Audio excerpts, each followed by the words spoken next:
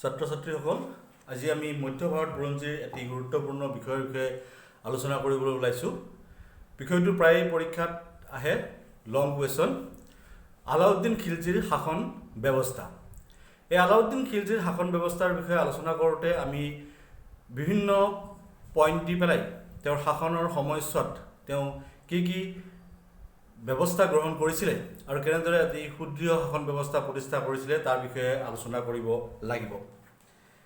গতিকে আমি প্ৰথমতে আলোচনা কৰিম যে আলাউদ্দিনৰ শাসন ব্যৱস্থা কেনেদৰে তেওঁ প্ৰতিষ্ঠা কৰিছিলে। দিল্লীৰ চুলতানসকলৰ ভিতৰত আলাউদ্দিন খিলজীয়ে এটি গুৰুত্বপূৰ্ণ স্থান অধিকাৰ কৰিবৰ কাৰণে সক্ষম হৈছিল। এই আলাউদ্দিন খিলজীৰ শাসনৰ সময়ছোৱাতে ভাৰতত খিলজীৰ আধিপত্য প্ৰতিষ্ঠিত হৈছিল। আলাউদ্দিন খিলজী একে সময়তে এজন বিজেতা বা শক্তিশালী যোদ্ধা হোৱাৰ উপৰিও এজন উৎকৃষ্ট শাসক হিচাপে নিজক প্ৰতিষ্ঠা কৰিবৰ কাৰণে সক্ষম হৈছিলে। পঢ়া শুনাৰ ক্ষেত্ৰত তেওঁ ব্যক্তিগত মনোযোগ দিয়াৰ লগতে তেওঁ প্ৰশাসনিক নীতি নিজেই প্ৰস্তুত কৰিছিল আৰু তাক সম্পাদন কৰাৰ ক্ষেত্ৰতো তেওঁ নিজেই তাৰ চোৱা চিতা কৰিছিলে।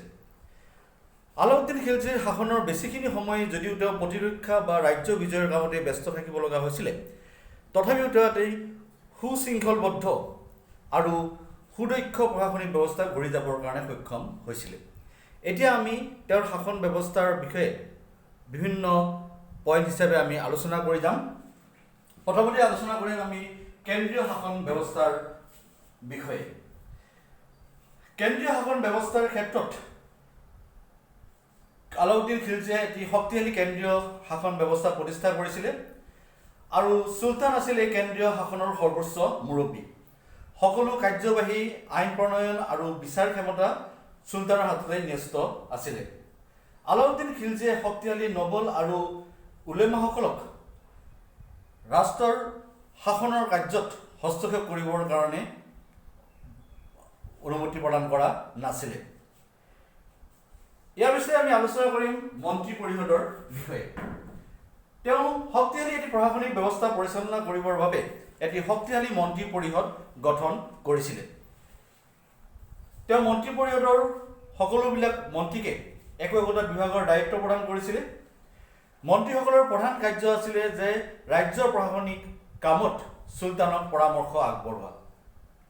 মন্ত্ৰীসকলৰ এই পদবী বংশানুক্ৰমিক নাছিলে।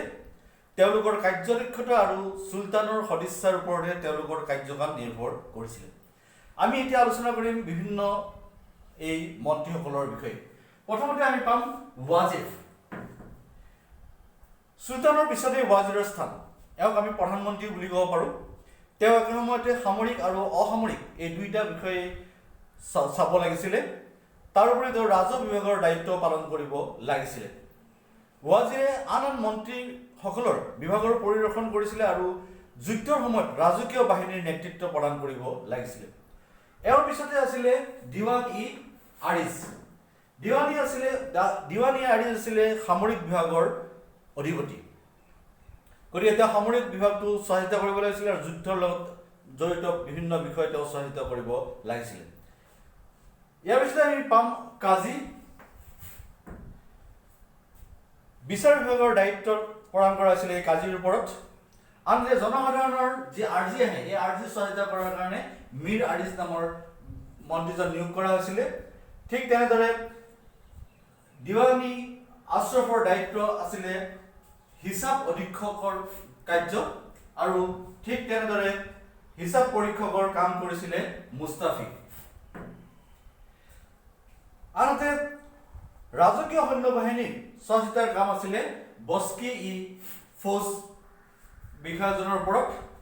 ঠিক তেনেদৰে কৃষি বিভাগৰ দায়িত্ব পালন কৰিছিলে আমিৰ-ই-কুহি। আনহাতে দিৱান-ই-ৰিয়াসত আৰু চাহানা-ই-মন্দি এওঁলোক দুজনে বজাৰ নিয়ন্ত্ৰণ ব্যৱস্থা চোৱা চিতা কৰিব লাগিছিলে। আন এটা গুৰুত্বপূৰ্ণ পদবী আছিলে কটৱাল। এওঁ চহৰৰ আইন শৃংখলা বা শান্তি ব্যৱস্থাৰ ওপৰত তেওঁ চোৱা চিতা কৰিব লাগিছিলে।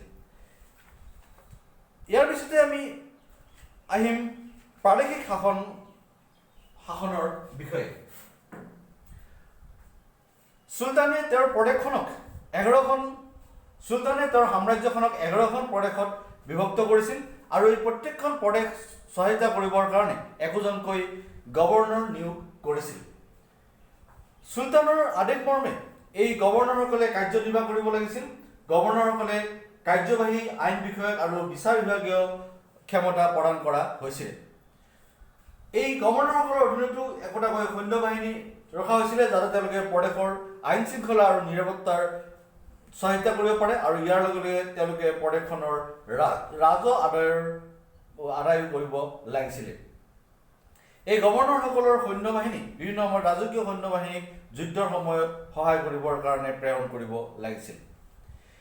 এই প্ৰদেশবিলাকৰ উপৰিও চুলতানৰ আধিপত্য স্বীকাৰ কৰা কিছুমান ৰাজ্য আছিল আৰু এই ৰাজ্যবিলাকৰ শাসকসকল গভৰ্ণৰসকলতকৈ কিছু স্বাধীন আছিলে। আলাউদ্দিন খিলজীৰ শাসনৰ সময়ছোৱাত গভৰ্ণৰসকলে চুলতানৰ আদেশ অমান্য কৰিবৰ কাৰণে সাহস কৰা নাছিল। আনহাতে প্ৰশাসনৰ একেবাৰে নিম্ন গোটটো আছিলে নগৰবোৰ আৰু ঠিক তেনেদৰে গাঁও প্ৰশাসন আছিলে একেবাৰে সৰু গোট। আলাউদ্দিন খিলজীয়ে স্থানীয় আৰু গাঁও প্ৰশাসনৰ ওপৰত অধিক মনোযোগ প্ৰদান কৰিছিল। ইয়াৰ পিছতে আমি পাম বিচাৰ বিভাগ। আলাউদ্দিন ন্যায় বিচাৰ প্ৰিয় লোক আছিল। তেওঁ আছিল বিচাৰ বিভাগৰ সৰ্বোচ্চ মুৰব্বী। আনহাতে চুলতানৰ পিছতে বিচাৰ বিভাগৰ দায়িত্বত থকা বিষয়াজন আছিলে কাজী উল কাজাত। গাঁৱৰ বিবাদসমূহ গাঁও পঞ্চায়তৰ জৰিয়তে মীমাংসা কৰা হৈছিলে। আলাউদ্দিনৰ সময়ত কঠোৰ শাস্তিৰ বিধান কৰা হৈছিল। অংগক্ষত আছিল শাস্তিৰ সাধাৰণ বিচাৰ। সেয়েহে বুৰঞ্জীবিদ বাৰাউনীয়ে উল্লেখ কৰিছে যে আলাউদ্দিনৰ নিষ্ঠুৰ আৰু বৰ্বৰ বিচাৰ ব্যৱস্থাৰ কাৰণে তেওঁৰ ৰাজত্বকালত চোৰ আৰু ডকাইতৰ উপদ্ৰৱ নাছিলে। ইয়াৰ পিছতে গুৰুত্বপূৰ্ণ বিষয়টো আছিলে পুলিচ আৰু চোৰাংচোৱা বিভাগ। আলাউদ্দিন খিলজীয়ে তেওঁৰ ৰাজ্যত এটি শক্তিশালী আৰু সুদক্ষ পুলিচ আৰু চোৰাংচোৱা বিভাগ প্ৰতিষ্ঠা কৰিছিলে। ৰাজ্যৰ প্ৰধান পুলিচ বিষয়াজন আছিলে কটৱাল আৰু তেওঁৰ প্ৰধান দায়িত্ব আছিলে শান্তি শৃংখলা প্ৰতিষ্ঠা কৰাটো। আলাউদ্দিন খিলজীৰ স্বেচ্ছাচাৰী শাসনৰ মূল ভেটি আছিলে শক্তিশালী চোৰাংচোৱা ব্যৱস্থা। শক্তিশালী চোৰাংচোৱা বিভাগৰ সক্ৰিয় আৰু ফলদায়ক ভূমিকাৰ বাবে চুলতানে নবল আৰু আমিৰসকলৰ ওপৰত নিয়ন্ত্ৰণ ৰাখিব পাৰিছিল। আনকি এই নবল আৰু আমিৰসকলে দিনে ৰাতিয়ে চুলতানৰ চোৰাংচোৱাৰ ভয়ত কম্পমান হৈ আছিলে। ইয়াৰ পিছত গুৰুত্বপূৰ্ণ বিভাগটো আছিলে সামৰিক বিভাগ। আলাউদ্দিন খিলজীয়ে ভালকৈ বুজি পাইছিল যে কেন্দ্ৰত শক্তিশালী আৰু সুসংগঠিত দক্ষ সামৰিক বাহিনী এটাৰ অবিহনে এখন শক্তিশালী বিশাল সাম্ৰাজ্য প্ৰতিষ্ঠা কৰাটো সম্ভৱপৰ নহয়। সেয়েহে এটি শক্তিশালী সৈন্য বাহিনী প্ৰস্তুত কৰিবৰ কাৰণে আলাউদ্দিনৰ ৰাজত্বকালত বিভিন্ন সামৰিক সংস্কাৰ অনা হৈছিল। আলাউদ্দিনে সৈন্য বাহিনী ভূমিৰ ৰূপত বেতন দিয়া পদ্ধতিৰ অৱসান ঘটাই নগদ ধনেৰে বেতন দিয়াৰ প্ৰৱৰ্তন কৰিছিল। ভূমিৰ ৰূপত মানে হ'ল জমিদাৰী ছিষ্টেম বা যিটো আমি জাগিৰদাৰী ছিষ্টেম, তাৰ পৰিৱৰ্তে তেওঁ ডাইৰেক্ট নগদ ধনেৰে বেতন দিয়াৰ ব্যৱস্থা কৰিছিলে। আলাউদ্দিনে তেওঁৰ সৈন্য বাহিনী বিভিন্ন ধৰণে সংগঠিত কৰিছিলে। তেওঁ এটি স্থায়ী সৈন্য বাহিনী মকৰল কৰি তেওঁৰ প্ৰত্যক্ষ নিয়ন্ত্ৰণত ৰাখিছিলে। বুৰঞ্জীবিদ ফিৰিস্তাই উল্লেখ কৰিছে যে আলাউদ্দিন খিলজীৰ সৈন্যৰ সংখ্যা আছিলে প্ৰায় 4,75,000। আলাউদ্দিন খিলজীৰ সামৰিক বাহিনীৰ মূল শক্তি আছিলে অশ্বাৰোহী বাহিনী। গতিকে এটি শক্তিশালী অশ্বাৰোহী বাহিনী প্ৰতিষ্ঠা কৰাৰ কাৰণে বা পৰিচালনা কৰিবৰ কাৰণে আলাউদ্দিন খিলজীয়ে সাধাৰণ ঘোঁৰাৰ সলনি তাৰ উন্নত মানৰ ঘোঁৰা তেওঁ সৈন্য বাহিনীত দিছিলে আৰু ঘোঁৰাবিলাকক সুন্দৰভাৱে পৰিচালনা কৰিবৰ বাবে ডাক দিয়াৰ ব্যৱস্থা কৰা হৈছিলে। ডাক মানে প্ৰত্যেকটো ঘোঁৰাকে চাপ মাৰি দিয়া হৈছিল যাতে ঘোঁৰাৰ হিচাপত কোনেও যাতে খেলি মেলি কৰিব নোৱাৰে বা ঘোঁৰাবিলাক চেঞ্জ কৰিব নোৱাৰে। সৈন্য আৰু ঘোঁৰাবোৰৰ সময়ে সময়ে পৰিদৰ্শন কৰাৰ ব্যৱস্থা কৰা হৈছিলে। আলাউদ্দিনে সৈন্য বাহিনী শক্তিশালী কৰিবৰ বাবে দুৰ্গবোৰ পুনৰ নিৰ্মাণ কৰিছিল, পুৰণি দুৰ্গবিলাক মেৰামতি কৰিছিল আৰু উপযুক্ত প্ৰতিপালনৰ বাবে তেওঁ পদক্ষেপ গ্ৰহণ কৰিছিল। ইয়াৰ লগে লগে তেওঁ নতুন দুৰ্গ কিছুমানো নিৰ্মাণ কৰিছিল। এই দুৰ্গবোৰত শক্তিশালী আফগান সৈনিক মজুত ৰাখিছিলে আৰু এই সৈন্যবিলাকৰ বাবে প্ৰচুৰ খাদ্য আৰু অস্ত্ৰ শস্ত্ৰ যোগান অব্যাহত ৰখা হৈছিল, যাতে তেওঁলোকে যিকোনো সময়তে শত্ৰুৰ আক্ৰমণৰ মুখামুখি হ'ব পাৰে। ইয়াৰ পিছত আমি আলোচনা কৰিম এটি গুৰুত্বপূৰ্ণ বিষয় যে আলাউদ্দিনৰ ৰাজপদৰ ধাৰণা, দ্য কনচেপ্ট অফ কিংশ্বিপ, বা তেওঁ ৰাজপদটো কেনেদৰে তেওঁ ভাবি লৈছিলে। গতিকে এখন শক্তিশালী সাম্ৰাজ্য প্ৰতিষ্ঠা কৰাৰ বাবে এটা শক্তিশালী ৰাজপদৰ ধাৰণা তেওঁ প্ৰতিষ্ঠা কৰিব বিচাৰিছিল আৰু সেইবাবে তেওঁ নিজে এটা ৰাজসূত্ৰ উদ্ভাৱন কৰিছিল। তাৰ বাবে আলাউদ্দিনৰ ৰাজপদৰ ধাৰণা তেওঁৰ পূৰ্বপুৰুষতকৈ পৃথক আছিলে। তেওঁ দৃঢ়ভাৱে কৈছিল যে আইন ৰজাৰ ইচ্ছাৰ অধীন, আইন ৰজাৰ ইচ্ছাৰ অধীন। গতিকে ধৰ্মগুৰুৰ আইনৰ লগত ৰাষ্ট্ৰৰ আইনৰ কোনো সম্পৰ্ক নাই। আলাউদ্দিনে নিজকে ভগৱানৰ প্ৰতিনিধি ৰূপে গণ্য কৰিছিল আৰু তেওঁ দৃঢ়ভাৱে উল্লেখ কৰিছিল যে ভগৱানে ৰজাক প্ৰচুৰ জ্ঞান প্ৰদান কৰিছে, সেয়ে ৰজাৰ ইচ্ছাই আইন হোৱা উচিত। আলাউদ্দিনে ঘোষণা কৰিছিল যে প্ৰশাসনৰ ক্ষেত্ৰত চুলতানক নিৰ্দেশ দিবলৈ কাকো অনুমতি প্ৰদান কৰা নহ'ব। সেয়েহে তেওঁ শক্তিশালী নবল আৰু উলেমাসকলক ৰাষ্ট্ৰৰ কাৰ্যত হস্তক্ষেপৰ পৰা আঁতৰত ৰাখিবৰ কাৰণে এটি শক্তিশালী নীতি গ্ৰহণ কৰিছিলে। দেশৰ সেৱক হিচাপে নিয়োগ কৰা নবলসকলক চুলতানে নিজৰ ইচ্ছা অনুসৰি বৰ্খাস্ত কৰিব পাৰিছিল। ঠিক তেনেদৰে ৰাজনীতিৰ পৰা ধৰ্মক পৃথক কৰি ৰখাৰ এটি নীতি গ্ৰহণ কৰিছিল আৰু এনেদৰে তেওঁ এই শক্তিশালী ৰাজতন্ত্ৰৰ ধাৰণা প্ৰতিষ্ঠা কৰি এখন শক্তিশালী ৰাজতন্ত্ৰ প্ৰতিষ্ঠা কৰিবৰ কাৰণে সক্ষম হৈছিল। ইয়াৰ পিছতে আমি আলোচনা কৰিম আলাউদ্দিন খিলজীৰ অৰ্থনৈতিক সংস্কাৰৰ বিষয়ে। আলাউদ্দিনৰ শাসনৰ সময়ছোৱাত অৰ্থনৈতিক সংস্কাৰ আছিল তেওঁৰ প্ৰশাসনৰ এটি অতি গুৰুত্বপূৰ্ণ অধ্যায়। আলাউদ্দিন খিলজীয়ে এটি বিশাল সৈন্যবাহিনী গঠন কৰিছিল, কিন্তু তেওঁলোকক কম দৰমহা দিয়াৰ ফলস্বৰূপে এই সৈন্যবাহিনীয়ে এটা বাধ্যতামূলক দৰিদ্ৰতাৰ মাজত চলিব লাগিছিল। গতিকে এই সৈন্যবাহিনীৰ দৰিদ্ৰতা নিৰ্মূল কৰিবৰ বাবে নিত্য ব্যৱহাৰ্য সামগ্ৰীৰ মূল্য নিয়ন্ত্ৰণ কৰি ৰখাটো সেই সময়ত অতি প্ৰয়োজন হৈ পৰিছিল। সেয়েহে নিত্য ব্যৱহাৰ্য সামগ্ৰীৰ মূল্য নিয়ন্ত্ৰণ কৰি ৰাখিবৰ বাবে তেওঁ বিভিন্ন সময়ত বিভিন্ন অধ্যাদেশ জাৰি কৰিছিল আৰু এই অধ্যাদেশৰ দ্বাৰা তেওঁ মূল্য নিৰ্ণয়, মূল্য নিয়ন্ত্ৰণৰ ওপৰত বিশেষ গুৰুত্ব প্ৰদান কৰিছিল। আনহাতে আলাউদ্দিন খিলজীয়ে তেওঁৰ প্ৰজাসকল বেছি ধনী হোৱাটো বিচৰা নাছিল, কাৰণ তেওঁ ভাবিছিল যে তেওঁৰ প্ৰজাসকল যদি ধনৱান হৈ যায় তেনেহ'লে এওঁলোকে চুলতানৰ বিৰুদ্ধে বিদ্ৰোহ কৰিব বা চুলতানৰ আইন অমান্য কৰিবৰ কাৰণে চেষ্টা কৰিব।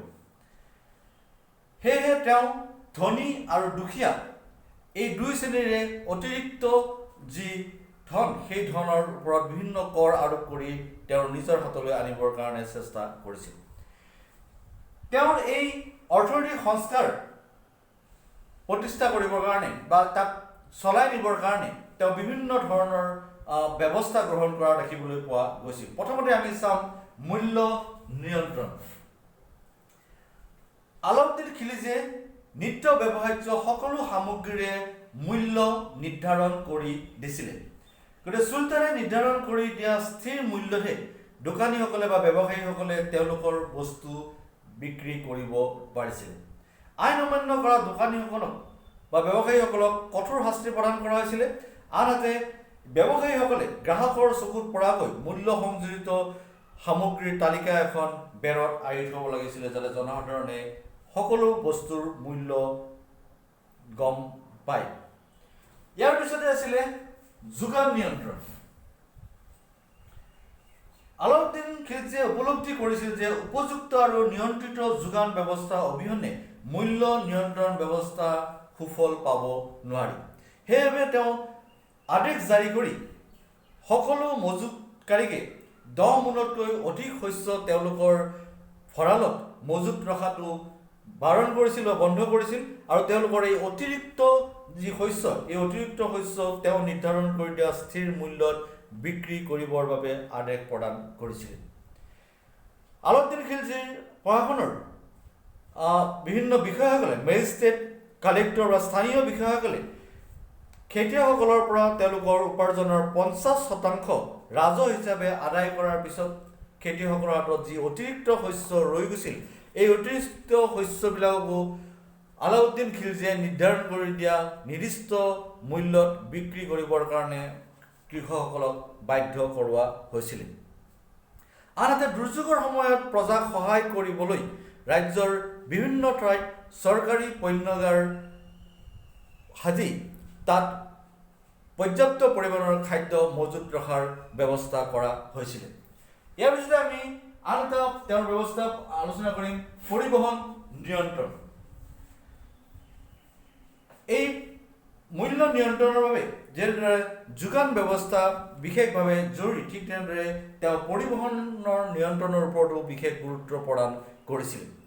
সেয়ে সামগ্ৰী পৰিবহণ কৰা ব্যৱসায়ীসকল বা সেই সময়ৰ যিসকলে যি বঞ্জাৰ জাতীয় লোকসকলে এঠাইৰ পৰা আন ঠাইলৈ বস্তু অনা নিয়া কৰিছিলে এই লোকসকলৰ পঞ্জীয়নৰ ব্যৱস্থা কৰা হৈছিলে আৰু এই পঞ্জীয়নভুক্ত সামগ্ৰী পৰিবহণকাৰীসকলক পৰিবহণৰ সকলো সুব্যৱস্থা কৰি দিয়া হৈছিলে। ইয়াৰ পিছতে আমি আলোচনা কৰিম ৰচদ আৰু আহাৰ যোগান প্ৰক্ৰিয়া। আলাউদ্দিন খিলজীয়ে ৰাজ্যত অনাবৃষ্টি, মহামাৰী, দুৰ্ভিক্ষ আদিৰ সময়ত ৰচদ পাতিৰ যোগান ধৰাৰ প্ৰক্ৰিয়াৰ সূচনা কৰিছিলে। গতিকে এনে জৰুৰীকালীন অৱস্থাত তেওঁ প্ৰজাসকলক প্ৰচুৰ পৰিমাণে খাদ্য সামগ্ৰী বিক্ৰী কৰাটো বন্ধ কৰিছিল আৰু এনেদৰে এনেকুৱা ধৰণৰ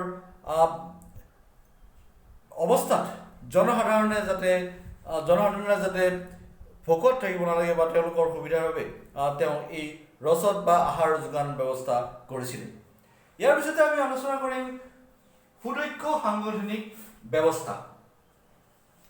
আলাউদ্দিন খিলজীয়ে অৰ্থনৈতিক নীতিবোৰ কাৰ্যকৰী কৰিবৰ বাবে আৰু পৰিচালনাৰ বাবে এটি শক্তিশালী প্ৰশাসনিক গাঁথনি প্ৰস্তুত কৰিছিল। আমি আগতে উল্লেখ কৰি অহাৰ দৰে চাহান-ই-মণ্ডী আৰু দিৱান-ই-ৰিয়াসত নামৰ পদবী দুটাত দক্ষ বিষয়া নিয়োগ কৰা হৈছিলে।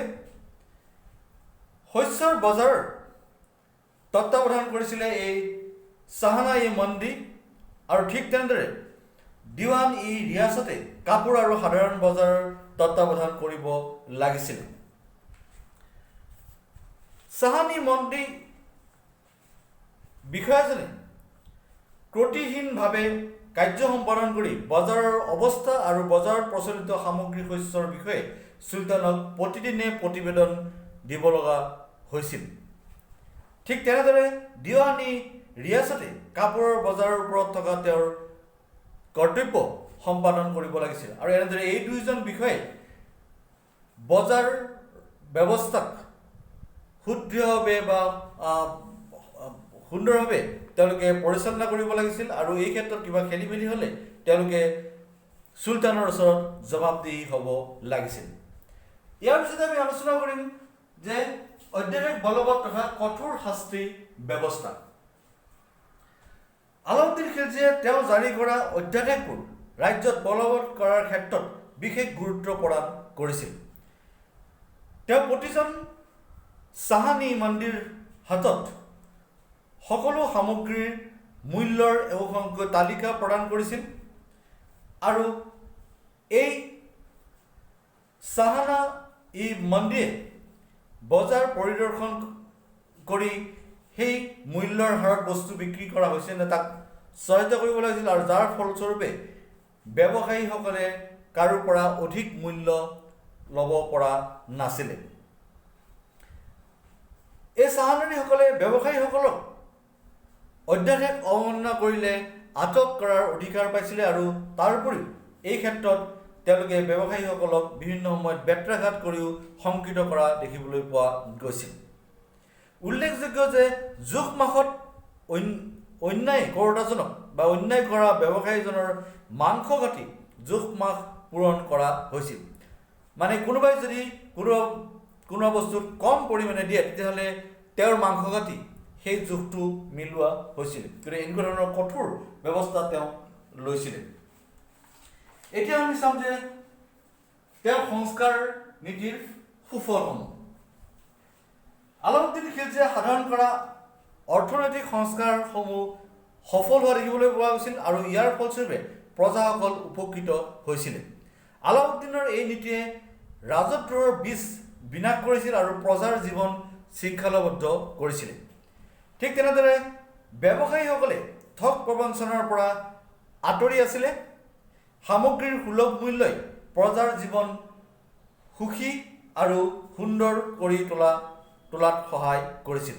ঠিক তেনেদৰে তেওঁৰ বিচাৰ ব্যৱস্থা কঠোৰ হোৱাৰ ফলস্বৰূপে তেওঁৰ সাম্ৰাজ্যত চোৰ ডকাইতৰ পৰিমাণ একেবাৰে কমি গৈছিল বা নোহোৱা হৈ পৰিছিল। এতিয়া আমি আলোচনা কৰিম এই সংস্কাৰ সুফল হোৱাৰ কাৰণসমূহ। আলাউদ্দিনে জাৰি কৰা অধ্যাদেশবোৰ ৰাজ্যত বলবৎ কৰাৰ ক্ষেত্ৰত কঠোৰ ব্যৱস্থা লৈছিল আৰু এই আইন ভংগকাৰীসকলক কঠোৰ শাস্তি প্ৰদান কৰা হৈছিল।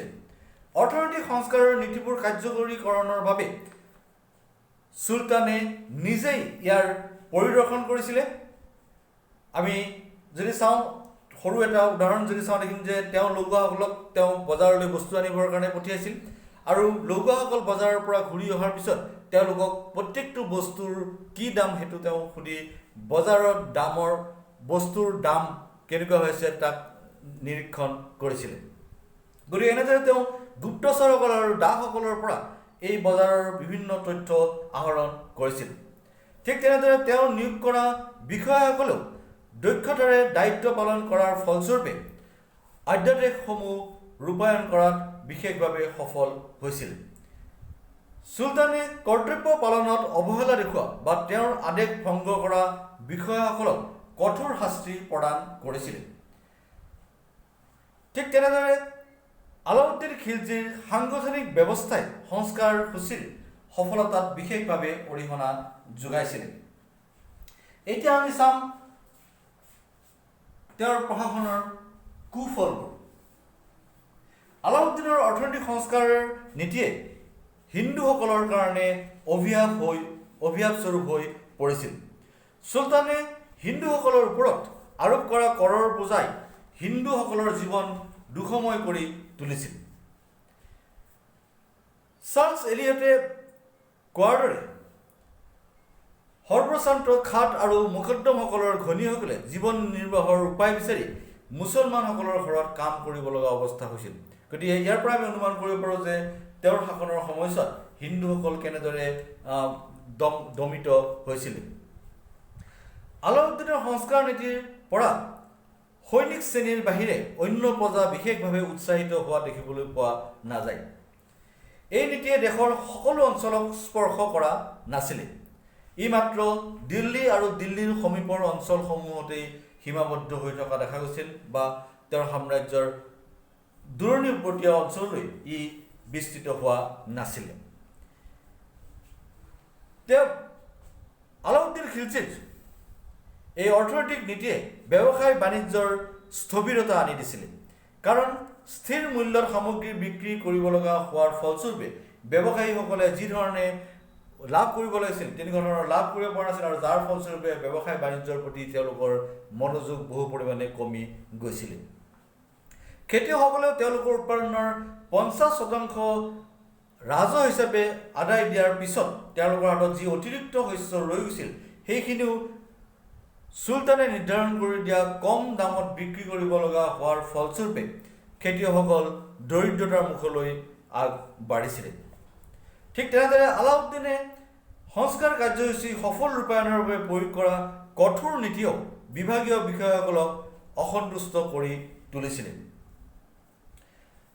কৃত্ৰিম আৰু অবৈধ এই সংস্কাৰ নীতি আলাউদ্দিন খিলজীৰ মৃত্যুৰ লগে লগে সেয়েহে অচল হৈ পৰা দেখিবলৈ পোৱা গৈছিল। এতিয়া আমি চাম তেওঁৰ এই শাসন ব্যৱস্থাৰ এটি মূল্যায়ন। আলাউদ্দিন খিলজিৰ যি প্ৰশাসনিক ব্যৱস্থা আছিল, এই প্ৰশাসনিক ব্যৱস্থাৰ ফলস্বৰূপে দেখা গৈছিল যে তেওঁ এটি শক্তিশালী প্ৰশাসনিক ব্যৱস্থা প্ৰতিষ্ঠা কৰিবৰ কাৰণে সক্ষম হৈছিল, আৰু যাৰ ফলস্বৰূপে তেওঁ এখন শক্তিশালী আৰু বিশাল সাম্ৰাজ্য প্ৰতিষ্ঠা কৰিবৰ কাৰণে সক্ষম হৈছিল। তেওঁ এই শক্তিশালী সৈন্যবাহিনী পৰিচালনা কৰিবৰ কাৰণে এটি শক্তিশালী অৰ্থনৈতিক নীতি বা সংস্কাৰ তেওঁ প্ৰতিষ্ঠা কৰিছিল, আৰু যাৰ ফলস্বৰূপে এই অৰ্থনৈতিক সংস্কাৰ হৈছে সৈন্যবাহিনীৰ পৰিচালনাৰ ক্ষেত্ৰত এটি বিশেষ গুৰুত্বপূৰ্ণ ভূমিকা পালন কৰিছিল। কিন্তু আলাউদ্দিনৰ অৰ্থনৈতিক কাৰ্যসূচী বিশেষকৈ সৈন্যবাহিনী আৰু দিল্লীৰ প্ৰজাৰ মাজতে সীমাবদ্ধ হৈছিলে। ইয়াৰ প্ৰকৃত অৰ্থত ইয়াৰ দ্বাৰা সম্পূৰ্ণ সাম্ৰাজ্যৰ জনসাধাৰণ উপকৃত হোৱা দেখিবলৈ হোৱা নাছিলে। ৰাজ্যৰ এটা অঞ্চলৰ কৃতকাৰ্যতাৰ ফলস্বৰূপে আন অঞ্চলৰ কৃষি আৰু বাণিজ্যৰ পতন হোৱা দেখিবলৈ পোৱা গৈছিল। তথাপিও চুলতানৰ উদ্দেশ্য এই ক্ষেত্ৰত ফলৱৰ্তী হোৱা দেখিবলৈ পোৱা গৈছিল, কিয়নো তেওঁৰ মূল উদ্দেশ্য আছিল যে কম বেতনত এটি বিশাল সৈন্যবাহিনী মজুত ৰখাটো আৰু এই বিশাল সৈন্যবাহিনীৰ দ্বাৰা মংগোলসকলৰ আক্ৰমণ প্ৰতিৰোধ কৰা আৰু সাম্ৰাজ্য বিস্তাৰ কৰাটো। গতিকে তেওঁৰ এই নীতি কাৰ্যকৰী কৰি মংগোল আক্ৰমণ প্ৰতিৰোধ কৰাৰ লগতে তেওঁ বিভিন্ন বিদ্ৰোহৰ বীজ ধ্বংস কৰিব পাৰিছিল আৰু এখন বিশাল সাম্ৰাজ্য প্ৰতিষ্ঠা কৰিবৰ কাৰণে সক্ষম হৈছিল। গতিকে ছাত্ৰ ছাত্ৰীসকল, আমি এই প্ৰশ্নটো যিহেতুকে আমাৰ এটা লং কুৱেশ্যন বা ডেছক্ৰিপটিভ কুৱেশ্যন, গতিকে আমি এনেদৰে বিভিন্ন পইণ্টত ভাগ কৰি এই বিষয়ে আমি লিখিব লাগিব, আৰু আশা কৰিছোঁ তোমালোকে ধৈৰ্য ধৰি এই ভিডিঅ'টো চাবা আৰু সেই হিচাপে নিজৰ প্ৰশ্ন প্ৰস্তুত কৰিবা।